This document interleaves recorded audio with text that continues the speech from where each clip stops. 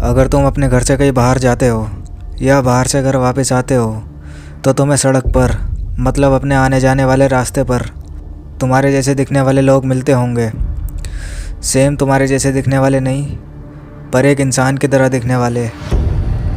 पर रशिया के पड़ोसी देश जापान में लोगों को अपने रास्ते पर एक ऐसी औरत दिखने लगी जिसका चेहरा दोनों तरफ से कटा हुआ था, बिल्कुल इसी तरह। या फिर मैं कहूँ यही है वो। आज हम इसी के बारे में बात करेंगे। इसका नाम है कोचिसाके ओना। एक टाइम पे जापान के लोगों में इसका इतना खौफ और इतना डर बैठ गया था कि जापान के लोगों ने अपने घर से बाहर निकलना छोड़ दिया था। पहले मैं तुम्हें इस भयानक औरत कोचिसाके ओना की स्टोरी बताता हूँ। कोचिसाके ओना जापान की बहुत सुंदर दिखने वाली औरत थी जिसकी शादी जापान में रहने वाले एक समुराय से हुई थी। अब ये बात उस समुराय को नहीं पता थी कि जिससे उसकी शादी हुई है उसका अफेयर किसी और के साथ भी है। फिर एक दिन उस समुराय ने अपनी वाइफ और जिससे उसका अफेयर चल रहा था उन दोनों को रंगे हाथों पकड़ लिया और उस लड़के से पूछा कि तुम्हें पूरी दुनिया में मेरी ही वाइफ मिली थी ये सब करने के लिए। फिर उसने जवाब दिया कि तुम्हारी वाइफ बहुत खूबसूरत है, इसलिए मैं उसके प्यार में पड़ गया था। फिर इस सब के बाद उस समुराय ने अपनी वाइफ को ये सब करने के लिए सज़ा दी कि उसका चेहरा तलवार से दोनों तरफ से कान तक काट दिया। ज़्यादा खून बहने की वजह से वो मर गई थी, पर वो फिर से वापस आई। पर इस बार वो बन गई थी एक बदला लेने वाली भयानक आत्मा। तुमने सही सुना, एक बदला लेने वाली भयानक आत्मा। अब कोचिसाके ओना की आत्मा अपने कटे हुए मुंह पर मास्क लगाकर घूमने लगी, जापान की सड़कों पर दिखने लगी लोगों को और उनसे पूछने लगी कुछ सवाल।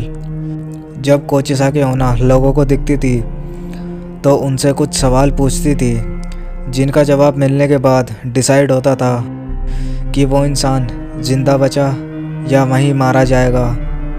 अब वो सवाल क्या थे? जब कोचिसाके ओना किसी को दिखती थी तो उससे सवाल पूछती थी कि क्या मैं सुंदर हूँ? अगर जवाब आया नहीं तो उसके पास एक कैंची होती थी। नहीं बोलते के साथ ही वो उसे उसी कैंची से वहीं मार देती थी। और अगर जवाब आया हाँ तो वो अपना मास्क उतार देती थी और फिर से वही सवाल पूछती थी कि क्या मैं सुंदर हूँ? अब उसका डरावना चेहरा देखकर कौन हाँ बोलेगा? अगर जवाब आता था नहीं तो कोचिसाके ओना उसी कैंची से उस इंसान को मार देती थी। पर अगर इस बार जवाब आया हाँ तो वो कैंची से सामने वाले इंसान का चेहरा अपनी तरह काट देती थी और ज़्यादा खून बहने की वजह से उस इंसान की वहीं पर मौत हो जाती थी। अब तुम मुझसे ये कहोगे कि ये कहानी सच है या फिर मैं तुम्हें एक मनगढ़ंत कहानी सुना रहा हूँ। तो मेरे पास गारंटीड सबूत तो नहीं है, पर फिर भी मुझे इसके बारे में इधर उधर से कुछ एविडेंस मिले हैं जिन्हें हम देख सकते हैं। एक बहुत ही फेमस मूवी जोकर का ये कैरेक्टर इंस्पायर्ड है कोचिसाके ओना से और कोचिसाके ओना के ऊपर एनीमे बने हैं, वेब कॉमिक्स और वीडियो गेम बन चुके हैं। यहाँ तक कि इसकी स्टोरी पर पूरी मूवी बनी हुई है द स्लिट माउथेड वुमन के नाम से। और एक बहुत ही पॉपुलर चैनल हिस्ट्री टीवी 18 उन्होंने भी इस स्टोरी को कवर किया हुआ है। पर जिनका भी कोचिसाके ओना के साथ एनकाउंटर हुआ है उनमें से कुछ लोग बच गए थे। अब तुम कहोगे कि वो कैसे? तो जब जापान के सब लोगों को ये बात पता चल गई थी वहाँ के सब लोग इसी के बारे में सोचने लगे, अगर कोचिसाके ओना हमारे सामने आ गई तो हम इससे कैसे बचेंगे। तो जापान के लोगों ने एक ट्रिक निकाली कि अगर कोचिसाके ओना हमसे ये सवाल पूछेगी कि क्या मैं सुंदर हूँ और उसका जवाब वो यस नो मतलब हाँ ना में मांगेगी, और अगर दोनों जवाब में से एक भी जवाब हमें बचा नहीं सकता तो हम इसके बीच का जवाब देंगे।